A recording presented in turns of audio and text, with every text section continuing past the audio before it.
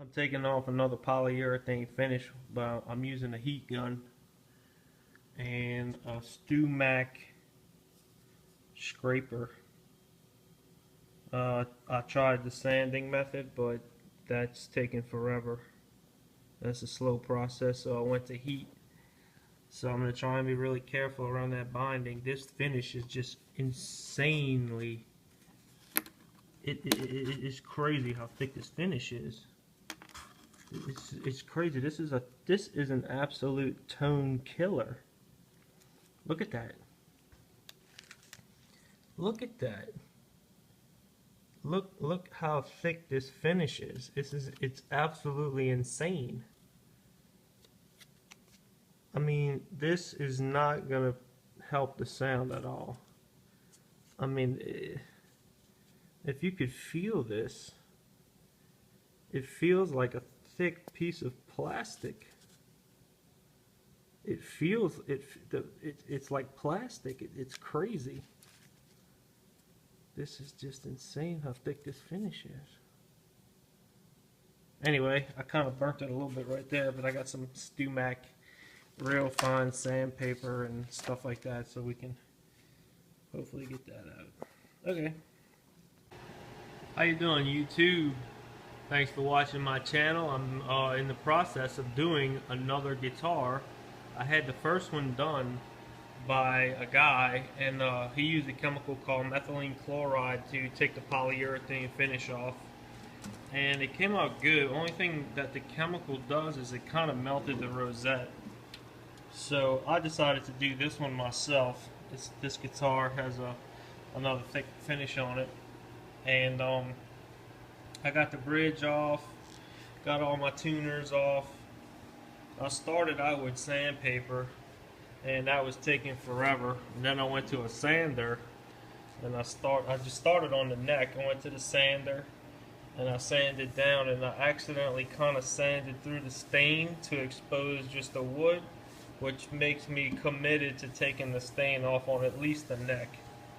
So I'm just working with sandpaper on the neck, and for the headstock, I used heat. I also used heat to get the finish off of the back of the guitar. This is crazy how thick this finish is. I mean, it's like glass. It's just, I mean, look at this. This you know, polyurethane, polyester, whatever you want to call it. I mean, by the time it's all said and done, you're looking. This is like 2 pounds of finish. I mean, this is ridiculous. You know, it's quick, it's easy, but I tell you what, it makes a difference in the sound. You know, if you're really interested in hearing the difference, like Martin's, man, they use that nitro, man. That's some good stuff, but it takes 21 days to finish. That's why those Martins cost so much money. It's in the finish too. You know, it's not a slap-on thing. It takes a long time for Martin to finish one of their guitars, and that's with a lot of automation. So I'm liking the way it came out. Kind of burnt the wood a little bit when I first started, but did pretty good with the binding. I did not melt the binding as far as I'm looking. I did melt it actually, a little bit right there. I kind of messed it up a little bit, but I was using this little Stumac tool. I started out with the heat gun.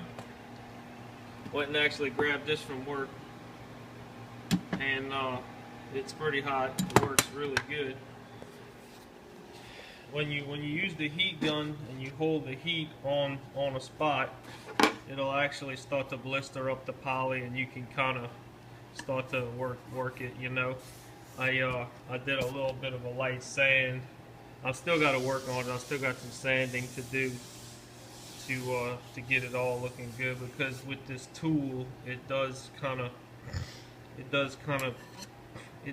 this stuff's really hard to get off. Any way you try and get this stuff off, you know, sanding, I guess you can sand it with a machine, but that's gonna take a long time, because I tried with the machine. I mean, it's never gonna be an easy process, and then you're gonna have to get around the side. So I like the way the heat's going.